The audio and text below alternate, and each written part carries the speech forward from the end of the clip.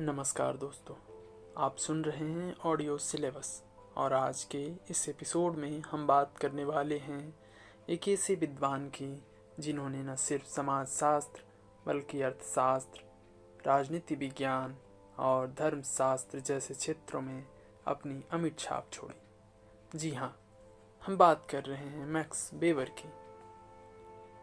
Max weber का जन्म 21 अप्रैल 1864 को जर्मनी के एरफर्ट शहर में हुआ था। उनके पिता एक प्रसिद्ध राजनीतिज्ञ और माँ एक धार्मिक महिला थी। इस मिश्रित पृष्ठभूमि ने वेबर के विचारों को गहराई से प्रभावित किया। उन्होंने कानून, अर्थशास्त्र और इतिहास का अध्ययन किया, लेकिन बाद में उनकी रुचि समाजशास्त्र की ओर मुड़ गई।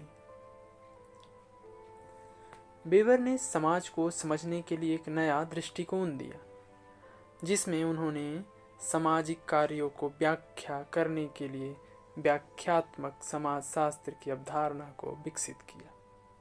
उनका मानना था कि समाजशास्त्र का उद्देश्य सामाजिक कार्यों के अर्थ को समझना है, न कि सिर्फ उन्हें मापना या वर्गीकृत करना। तो चलिए अब हम आगे बढ़ते हैं मैक्स वेबर के प्रमुख सिद्धांतों की ओर। अब हम बात करेंगे मैक्स वेबर के सामाजिक कार्य की व्याख्या के बारे में। वेबर ने समाजशास्त्र को सामाजिक कार्य की व्याख्या के रूप में परिभाषित किया। उनके अनुसार समाजशास्त्र का उद्देश्य सामाजिक कार्यों के अर्थ को समझना है। सामाजिक कार्य वे क्रियाएं हैं जो व्यक्ति दूसरों के व्यवहार को ध्यान में रखकर करता है। उदाहरण के लिए, जब कोई व्यक्ति वोट देता है तो वह सिर्फ एक क्रिया नहीं कर रहा होता, बल्कि उसके पीछे एक सामाजिक अर्थ होता है। वेबर ने इसे व्याख्यात्मक समाजशास्त्र कहा। उन्होंने बताया कि सामाजिक कार्यों को समझने के लिए हमें उनके पीछे के मकसद और अर्थ को समझना होगा। वेबर ने सामाजिक कार्यों को 4 प्रकारों में बांटा: उद्देश्यपूर्ण कार्य, मूल्य आधारित कार्य, भावनात्मक कार्य और परंपरागत कार्य। इस तरह वेबर ने समाजशास्त्र को एक गहरा और व्यापक आधार दिया।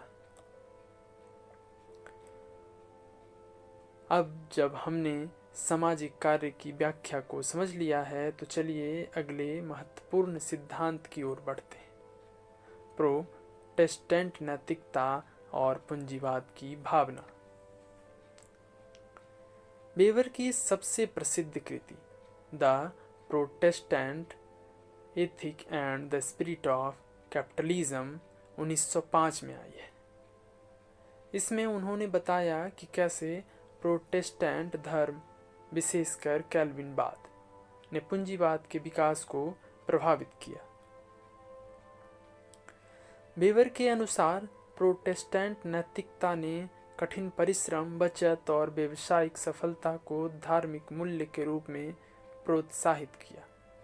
कैल्विनवाद में प्रीडेस्टिनेशन, पूर्व नियति का सिद्धांत था, जिसके अनुसार ईश्वर ने पहले से ही तय कर रखा है कि कौन स्वर्ग जाएगा और कौन नरक। इस सिद्धांत ने लोगों को सफलता को ईश्वर की कृपा का प्रतीक मानने के लिए प्रेरित किया। इस तरह प्रोटेस्टेंट नैतिकता ने पूंजीवाद की भावना को जन्म दिया। वेबर ने बताया कि धर्म और अर्थव्यवस्था के बीच एक गहरा संबंध है। अब हम आगे बढ़ते हैं मैक्स वेबर के प्राधिकार के प्रकार की ओर। वेबर ने प्राधिकार, ऑथोरिटी, के 3 प्रकार बताए: पारंपरिक, कानूनी, तर्कसंगत और चारित्रिक प्राधिकार। पारंपरिक प्राधिकार परंपराओं और रीति रिवाजों पर आधारित होता है, जैसे राजतंत्र। कानूनी तर्कसंगत प्राधिकार नियमों और कानूनों पर आधारित होता है, जैसे आधुनिक लोकतंत्र। और चारित्रिक प्राधिकार व्यक्ति के व्यक्तिगत गुणों और करिश्मे पर आधारित होता है, जैसे महात्मा गांधी या नेपोलियन। वेबर ने बताया कि आधुनिक समाज में कानूनी तर्कसंगत प्राधिकार का बोलबाला है। अब हम बात करेंगे मैक्स वेबर के प्रमुख ब्यूरोक्रेसी के सिद्धांत के बारे में। वेबर ने ब्यूरोक्रेसी को एक आदर्श प्रशासनिक व्यवस्था के रूप में देखा। उनके अनुसार ब्यूरोक्रेसी की मुख्य विशेषताएं हैं पदानुक्रम, नियम और प्रक्रियाएं, विशेषज्ञता और भावनाहीनता। हालांकि वेबर ने यह भी चेतावनी दी कि ब्यूरोक्रेसी का अत्यधिक विस्तार व्यक्तिगत स्वतंत्रता को सीमित कर सकता है। उन्होंने कहा कि ब्यूरोक्रेसी एक लौह पिंजरा अर्थात आयरन केज बन सकती है जो व्यक्ति को अपने नियमों में जकड़ लेती है। मैक्स वेबर की प्रमुख कृतियों के बारे में अब हम बात करेंगे। वेबर ने अपने जीवन में कई महत्वपूर्ण किताबें लिखी जो आज भी समाजशास्त्र की बुनियाद मानी जाती है। इनमें से कुछ प्रमुख कृतियां हैं the Protestant ethic and the spirit of capitalism, economy and society और द सोशियोलॉजी ऑफ रिलीजन। अब हम जब बात करेंगे मैक्स वेबर के प्रभाव और आलोचनाओं के बारे में, तब हम जानेंगे कि किस तरह से उनकी आलोचनाएं हुई और उनके आलोचनाओं पर प्रमुख असर पड़े। वेबर के सिद्धांतों ने समाजशास्त्र, अर्थशास्त्र और राजनीति विज्ञान को गहराई से प्रभावित किया। हालांकि उनकी कुछ आलोचनाएं भी हुई, जैसे कि उनके सिद्धांतों को बहुत जटिल माना जाता है, लेकिन इन आलोचनाओं के बावजूद वेबर का योगदान अमूल्य है।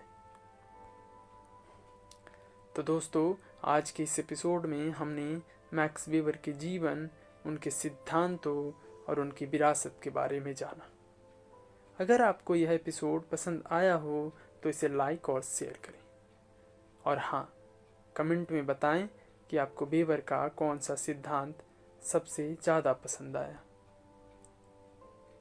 अगले एपिसोड में हम बात करेंगे एक और महान समाजशास्त्री कार्ल मार्क्स के बारे में। तब तक के लिए नमस्कार।